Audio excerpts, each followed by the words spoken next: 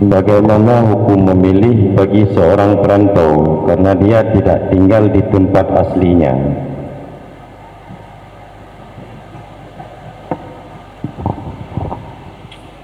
Terima kasih. Yang ilmu baik tanya oleh nak syarat mustautin untuk calon pemilih. Karena nak syarat bermutanah iya bihinan lahir bihinan mati ke calon pemilih.